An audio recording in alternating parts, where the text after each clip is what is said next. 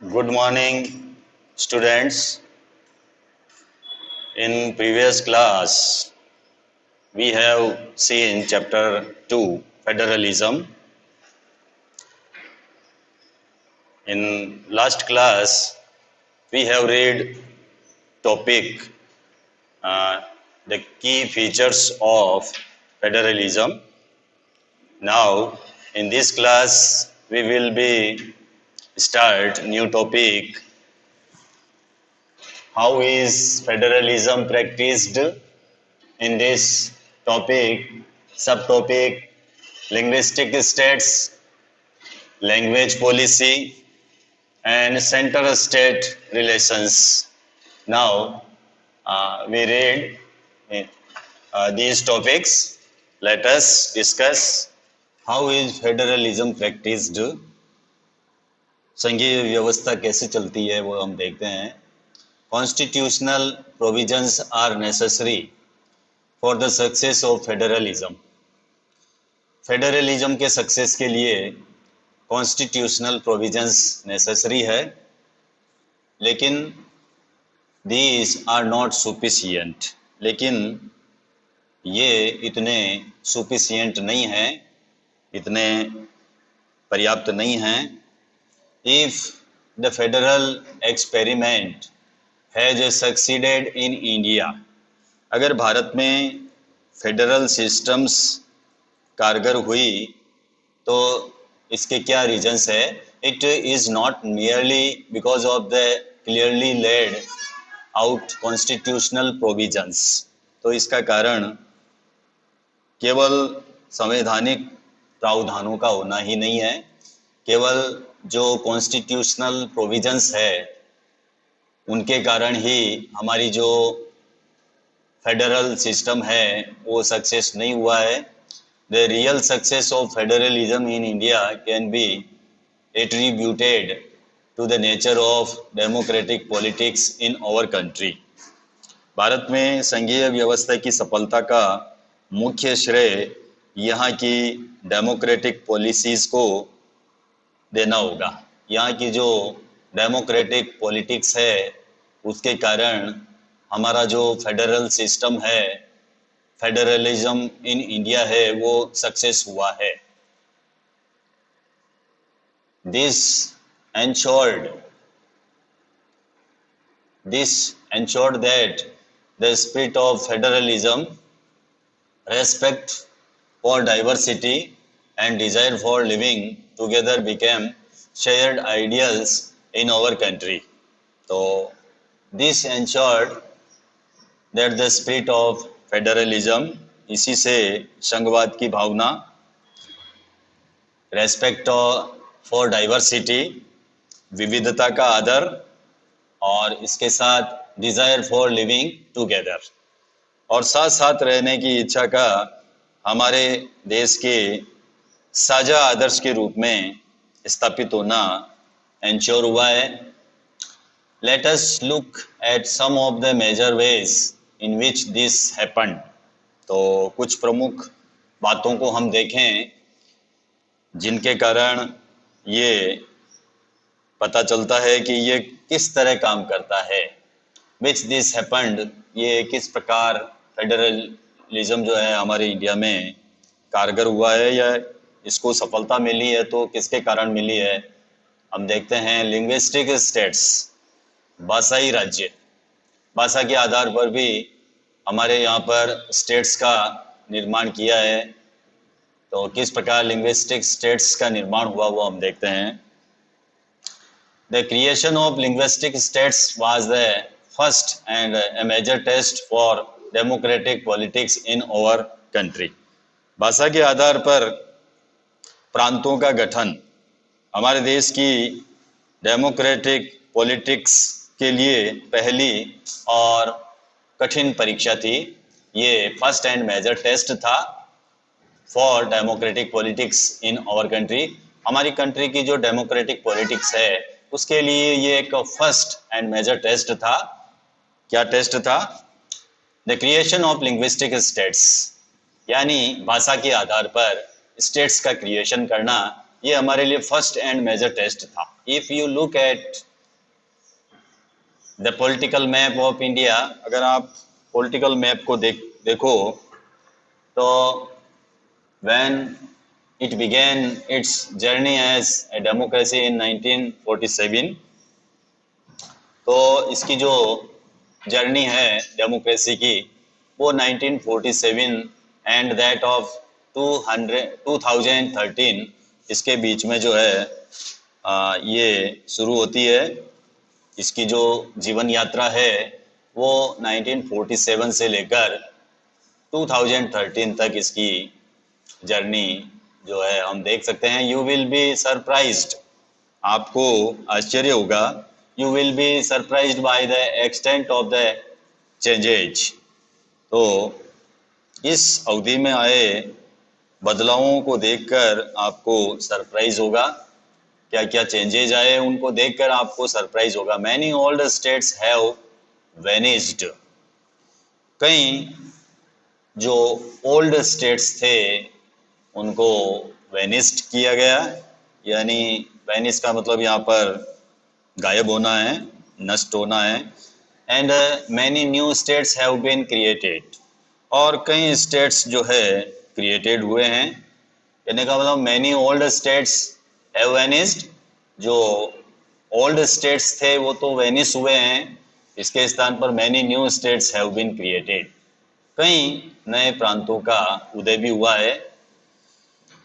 इसके अलावा areas, boundaries and names of the states have been changed, states के जो एरियाज है, जो बाउंड्रीज है, जो नेम्स है वो भी चेंज हुए हैं, उनके भी नाम बदले गए हैं। इन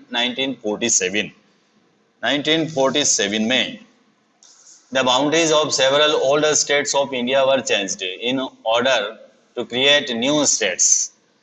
नए राज्य बनाने के लिए 1947 में भारत के कई जो ओल्ड स्टेट्स थे उनकी बाउंड्रीज को बदला गया। This was done to ensure that people who spoke the same language lived in the same state. तो ऐसा क्यों किया गया? ऐसा ये एंश्योर करने के लिए किया गया कि एक भाषा बोलने वाले लोग एक राज्य में आ जाए।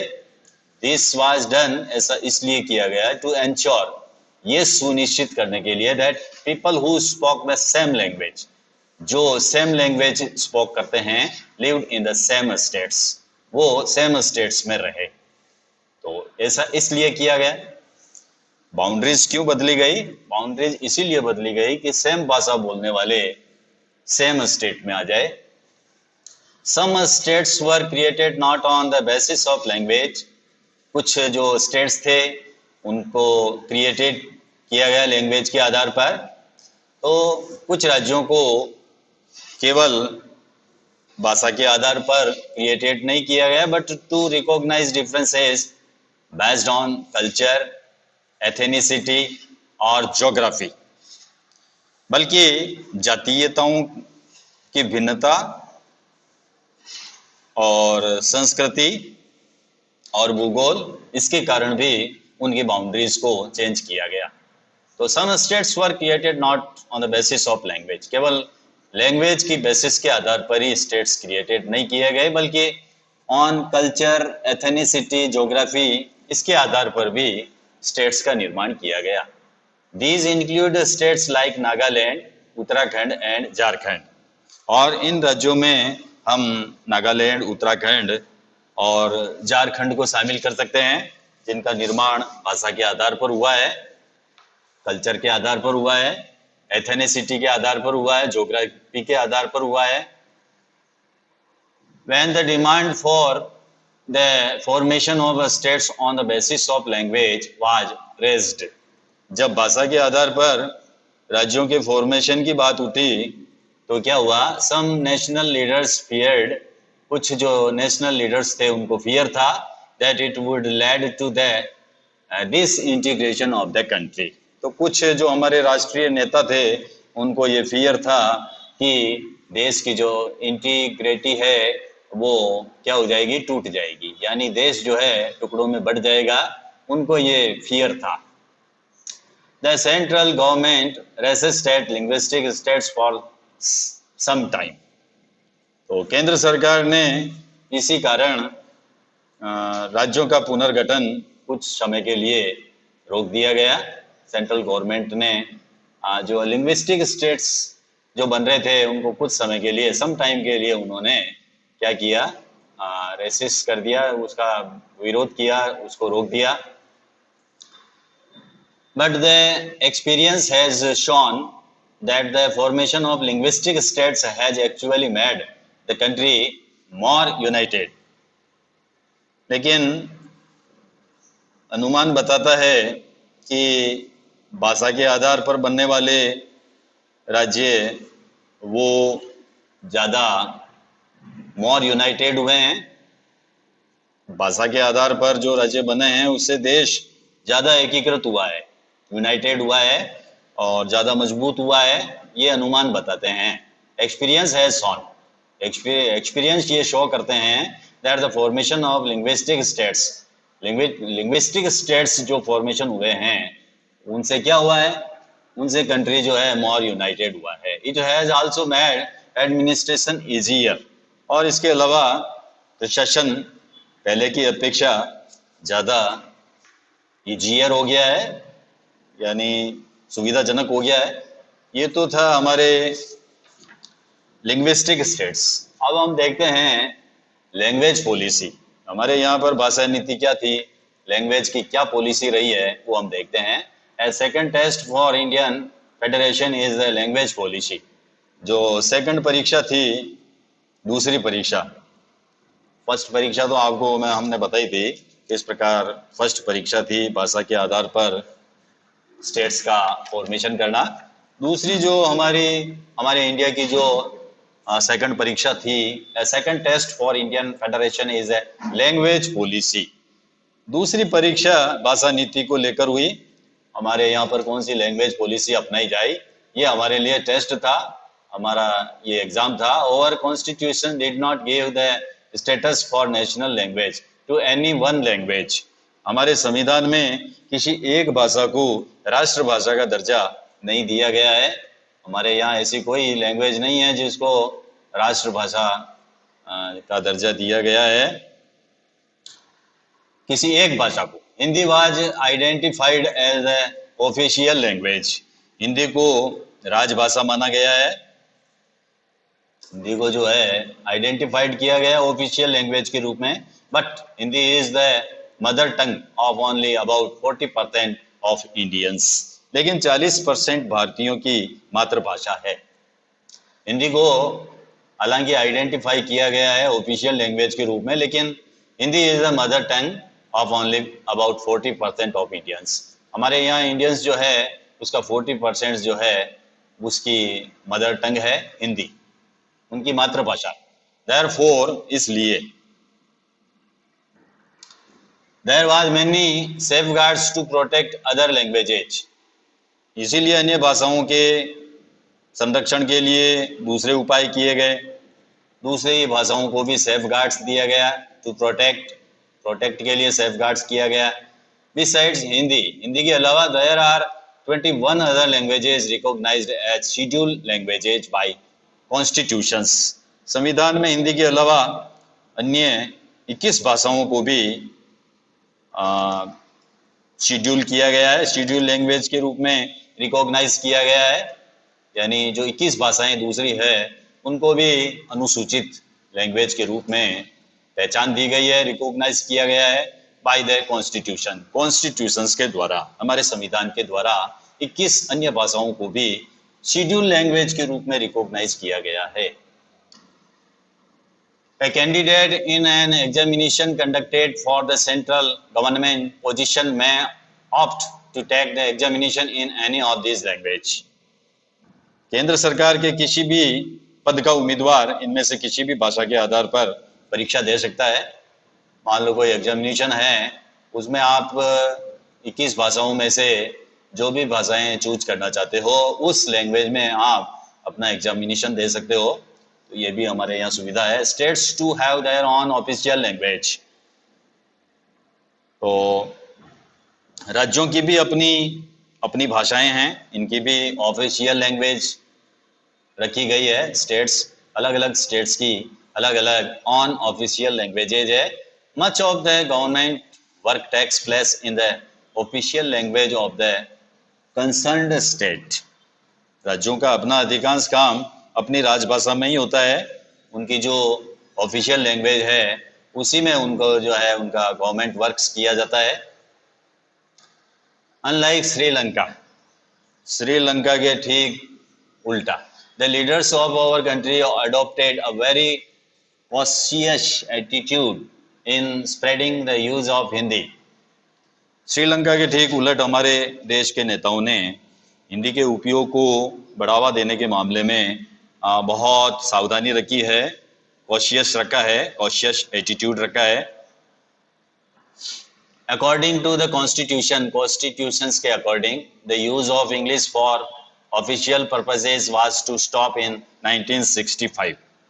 संविधान के अनुसार सरकारी कामकाज की भाषा के तौर पर अंग्रेजी का प्रयोग 1965 में बंद हो जाना चाहिए था।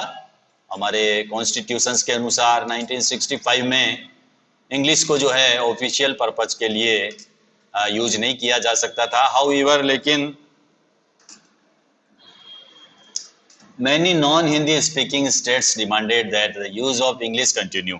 लेकिन जो दूसरे स्टेट्स है, नॉन हिंदी स्पीकिंग स्टेट्स जहाँ पर हिंदी नहीं बोली जाती है, उन्होंने डिमांड की कि इंग्लिश को कंटिन्यू रखा जाए, इसलिए इस इंग्लिश को बंद नहीं किया गया। बाकी हमारे कॉन्स्टिट्यूशंस के अकॉर्डिंग ये जो इंग्लिश है वो 1965 में ऑफिशियल पर्पस के लिए बंद हो जानी चाहिए थी। लेकिन many non Hindi speaking states demanded, जो नॉन हिंदी स्पीकिंग स्टेट्स है उन्होंने ये डिमांड की that the use of English continue, English का जो यूज है उसको कंटिन्यू रखा जाए। इस प्रकार की मांग नॉन हिंदी स्पीकिंग स्टेट्स ने किया।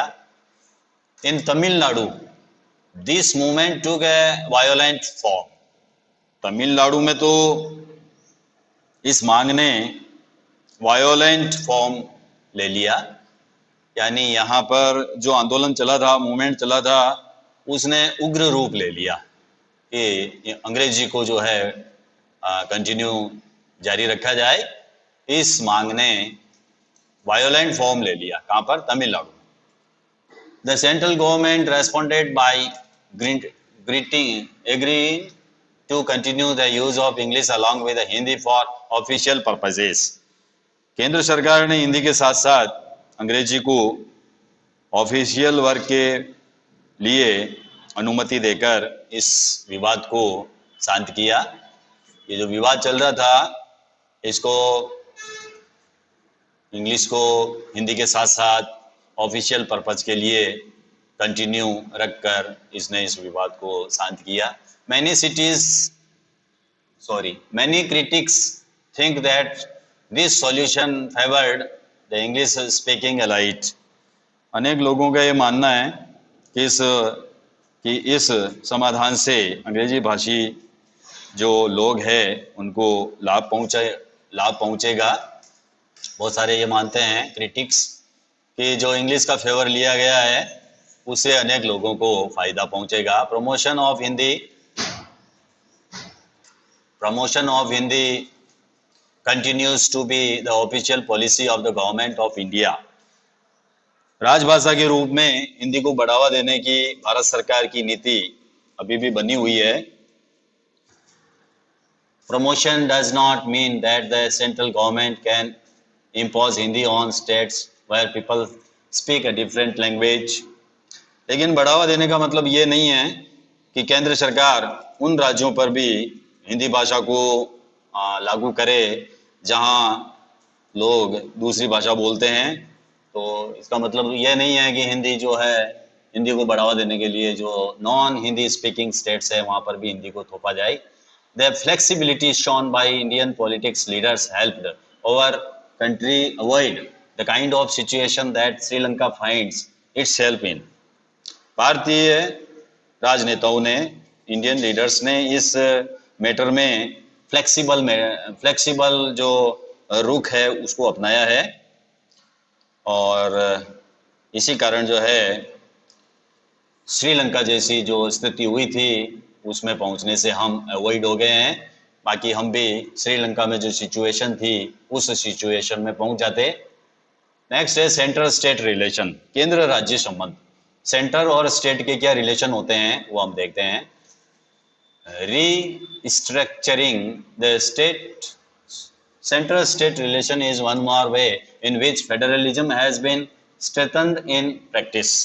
केंद्र राज्य संबंधों में लगातार जो चेंजेज आए हैं उनका ये एग्जाम्पल बताता है कि व्यवहार में संघवाद किस प्रकार से मजबूत हुआ है, जो फेडरलिज्म है वो किस प्रकार जो है स्ट्रेंथन हुआ है, ये हम सेंट्रल स्टेट रिलेशंस से हम जान सकते हैं। How the constitutional arrangements for sharing power work in reality depends to a large extent on how the ruling parties and leaders follow these arrangements. How the constitutional arrangements. तो सत्ता की साझेदारी, power sharing की संवैधानिक व्यवस्था वास्तविकता में कैसा रूप लेगी, ये ज़्यादातर इस बात के ऊपर निर्भर करता है कि जो शासक दल है और जो रूलिंग पार्टीज है, लीडर्स है, वो किस तरह की व्यवस्था का फॉलो करते हैं, ये इस बात के ऊपर निर्भर करता है। फॉर अ लॉन्ग टाइम, काफी लंबे समय तक,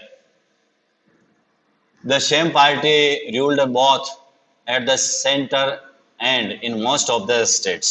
काफी समय तक हमारे यहाँ एक ही पार्टी का केंद्र और अधिकांश स्टेट्स में रूलिंग रहा है, शासन रहा है। दिस मीन्ट, इसका मतलब यह है, this meant that the state government did not exercise their rights as autonomous federal units. तो इसका मतलब ये हुआ कि स्टेट्स गवर्नमेंट ने स्वायत्त संघीय इकाई के रूप में अपने अधिकारों का ज़्यादा उपयोग नहीं किया है। As and when the ruling party at the state level was different, जब केंद्र और राज्य में अलग अलग दलों की सरकार रही तो parties that ruled at the centre tried to undermine the power of the states. तो केंद्र सरकार ने राज्य के राइट्स की अनदेखी करने का प्रयास किया है, स्टेट के जो पावर है उसको अनदेखा किया है। किसने किया? सेंटर में। In those days the central government would often misuse the constitutions to dismiss the state governments that were controlled by rival parties. तो nowadays, इन दिनों में केंद्र सरकार अक्सर जो कॉन्स्टिट्यूशंस प्रपोजल है उनका दुरुपयोग करके विपक्षी दलों की राज्य सरकारों को जो है भंग कर देती है। डिसमिस द स्टेट गवर्नमेंट, जो कॉन्स्टिट्यूशंस जो प्रपोजल है उसकी अनदेखी करके सेंट्रल गवर्नमेंट क्या करती है, कभी भी स्टेट गवर्नमेंट को डिसमिस कर सकती है। This undermined the spirit of federalism, ये फेडरलिज्म की भावना के प्रतिकूल काम होता है। अगर स्टेट गवर्नमेंट को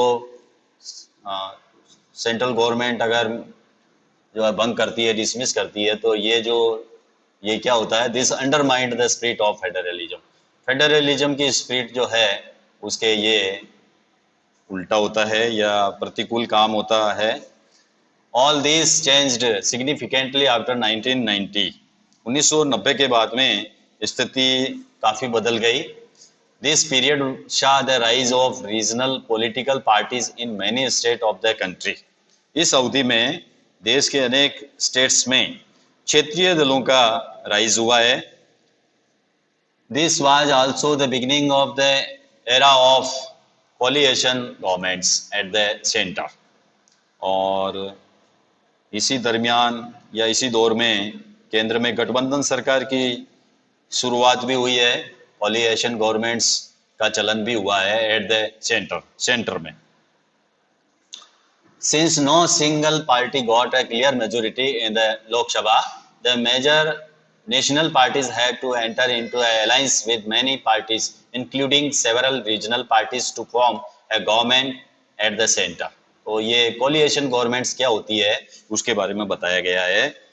Since no single party got a clear majority in the Lok Sabha, जब लोकसभा में किसी सिंगल पार्टी को क्लियर मेजोरिटी प्राप्त नहीं होती है तो क्या करती है, the major national parties had to enter into alliance with many parties. तो प्रमुख पार्टियों को क्षेत्रीय दलों समेत अनेक जो पार्टियां होती है, सेवरल रीजनल पार्टीज होती है, उन पार्टियों का गठबंधन करके, कोलिएशन करके जो है सरकार बनानी पड़ती है, उसको हम कहते हैं कोलिएशन गवर्नमेंट. तो आपको समझ में आ गया है. Single party got clear majority, जब सिंगल पार्टी को क्लियर मेजोरिटी प्राप्त नहीं होती है लोकसभा में, द मेजर नेशनल पार्टीज क्या करती है, to enter into alliance, alliance में एंटर करती है विद मैनी पार्टीज के साथ में, इंक्लूडिंग सेवरल रीजनल पार्टीज. इसके अलावा जो सेवरल जो रीजनल पार्टीज है उनको भी साथ में लेकर form A government at the centre में जो है गवर्नमेंट का फॉर्म करती है, उसी को हम कहते हैं coalition government. This led to a new culture of power sharing. तो इससे सत्ता में साझेदारी की एक नई कल्चर सामने आई है. New culture of power sharing, new culture of power sharing जो है हमारे सामने आई है इस प्रकार. And respect for the autonomy of state governments, और इसके अलावा स्टेट गवर्नमेंट्स की ऑटोनॉमी की जो आदर करने की जो कल्चर है वो भी हमारे सामने आई है. This trend was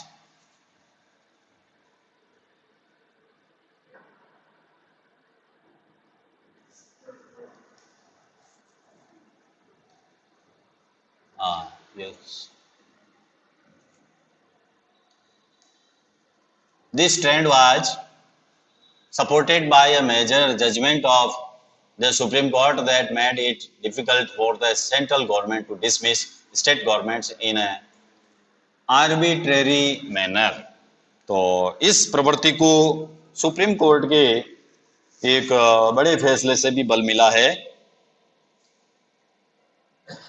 That made it difficult for the central government. इस फैसले के कारण राज्य सरकार को जो है मनमाने ढंग से भंग नहीं किया जा सकता है, डिसमिस नहीं किया जा सकता है. अब ये सेंट्रल गवर्नमेंट के लिए मुश्किल हो गया है. क्या मुश्किल हो गया है? To dismiss state governments. State governments को डिसमिस करना जो है difficult for the central government, क्योंकि जो सुप्रीम कोर्ट है उसका जजमेंट आया है इस प्रकार का. तो इस फैसले से जो है राज्य सरकार को मनमाने ढंग से भंग करना अब सेंट्रल गवर्नमेंट के लिए बहुत ही मुश्किल हो गया है. Thus, federal power sharing is more effective today than it was in the early years after the constitutions come into force. इस प्रकार आज संघीय व्यवस्था के तहत पावर शेयरिंग कॉन्स्टिट्यूशंस लागू होने के तत्काल बाद वाले दौर की तुलना में ज़्यादा इफेक्टिव हो गया है. पावर शेयरिंग का जो मामला है वो अब ज़्यादा इफेक्टिव है today, effective today than it was in the early years. तो अर्ली ईयर्स की तुलना में आज के दौर में जो पावर शेयरिंग का जो मामला है वो इफेक्टिव है. तो इस प्रकार ये हमारा टॉपिक यहीं समाप्त होता है. मिलते हैं नेक्स्ट क्लास में एक न्यू टॉपिक के साथ में. Thank you, have a nice day.